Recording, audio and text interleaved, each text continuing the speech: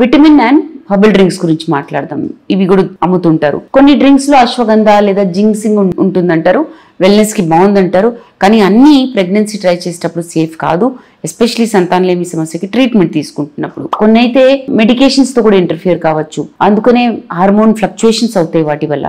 కాబట్టి ఎప్పుడు ఈ డాక్టర్ కి చెప్పండి, హెర్బల్ లేదా ఆయుర్వేదిక్ ఫెర్టిలిటీ మెడిసిన్స్ డ్రింక్స్ మీరు మీ అలోపతి మెడిసిన్స్ తో తీసుకుంటుంటే వెంటనే మీ డాక్టర్ కి చెప్పండి. ఫ్లేవర్డ్ లేదా ఫార్టిఫైడ్ మిల్క్ అని అమ్ముతుంటారు, హెల్దీ మిల్క్ అని. వాటిలో కూడా షుగర్, మాల్ట్, స్టెబిలైజర్స్ ఉంటాయి. ఇట్లా క్యాలరీస్ ఎక్కువ ఉండడమే కాకుండా న్యూట్రిషన్ కూడా తక్కువ ఉంటుంది. కాబట్టి ప్లెయిన్ మిల్క్ తాగండి, ఇంట్లో నట్ బేస్డ్ మిల్క్ చేసుకోండి. అందులో షుగర్ వేయలేదనుకోండి, అది చాలా మంచి చాయిస్ ఉంటుంది. కొలాజిన్, మాచా, డీటాక్స్ డ్రింక్స్ అని కూడా ఉంటాయి.